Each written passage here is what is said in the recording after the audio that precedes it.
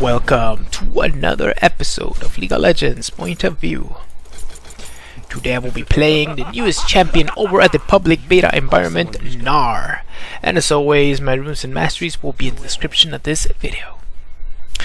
I will be playing Gnar as a jungler because I promised this on my previous video. I did make a top lane video of him in which I did pretty well.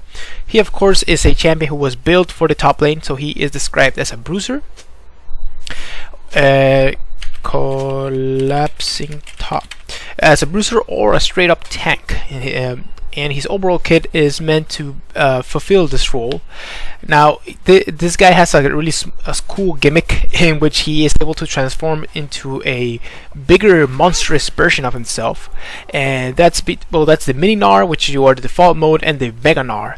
The mega Gnar gains a lot of bruiser type abilities and tank abilities, while the mini Gnar is more mobile, has longer range on his auto attacks, more attack speed, so he's more mobile in that regard. And you can see there you have a passive called Rage Gene, which gives you fury as you are in combat, and when it gets to 100%, it's when you can transform. Now the transformation can occur instantly if you press an ability, or it will take a couple of seconds after you hit 100 to actually transform. So we'll see how that we'll see that in a minute. You will see transformation, and the reason why he can be played as a jungler is because he has a pretty awesome passive on the W, which will give you additional damage on your every third attack based on the target's maximum health. So that destroys jungle monsters quite fast. Tank it! Why aren't you tanking this for me? Tank it a few hits. There it is. Thank you. Oh, that's a ton of damage. Thank you for that, team. Excellent. We got this pretty quickly. And the rest of his abilities are pretty awesome as well, but this is the one that makes him an awesome, well, not an awesome, but a decent jungler, or a decent clear of the jungle. So for his first ability as the little Gnar here is your boomerang. You saw me there, I just threw it.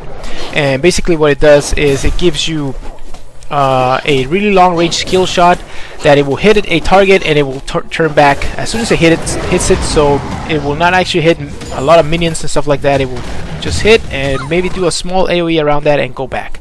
If you catch it, you have reduced cooldown on the ability again, which is awesome. I'm going straight to the red buff, which is awesome, and I highly recommend you do this. Catch it every time you can. We got first blood in the mid lane. That's awesome. The ability does slow, and it's as the laning Gnar, it's an excellent ability for harassing and farming from afar. And in the jungle, I just take 1 point into it, and I don't really max it. You know what? Top is pushing a lot, so I'm gonna concentrate on farming this, getting that level 4. So I'm gonna get an extra point into the W here, so it's faster. Good job. And when you're the mega Gnar, it actually throws a boulder which you can also pick up, and it will reduce the cooldown again, and it will actually do a good amount of damage. I should be kiting here a little bit. There it is. One thing I didn't mention about the boomerang, it does reduce damage to the subsequent targets that you hit by 50%, and you cannot hit a target multiple times. So it's only one hit per target, and that's pretty much it. The next ability, I already talked about the three hit passive, and when you actually gain, not only do you gain the damage on the target, you also gain a burst of speed, which is pretty awesome. And the mega Gnar gives you I'm gonna cast it right now, a line skill shot that stuns enemies and it scales off AD. And since I will be maxing this first, it will actually give me a good amount of damage and low cooldown on this when I transform. So pretty awesome to have this at your disposal. And your next ability is your E. Your E is a small leap that gives you attack speed when you're in the mini Gnar form, and you also are able to jump additionally. So if you hit a unit, it doesn't have to be a ally unit or enemy unit, it can be any type of unit, you will gain a little bit more jump. There it is. And the second jump actually gives you has a scaling HP scaling on the damage, so that's pretty awesome to have on the ability. Although it's pretty hard to aim, you have it there, and it's important that you do. And when you're the big Gnar, it's just a regular jump that will do damage based on your max health as well, and it will slow enemies around yourself. So that's pretty awesome to have. He's about to transform, but we can probably do something here. Here we go.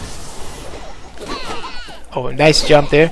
You have excellent chasing. No, go in here. Go in here. He's about to transform, dude. It took too long to help me, so we're done. I got him pretty low, so that's good. Your ganks are not the best, at least early.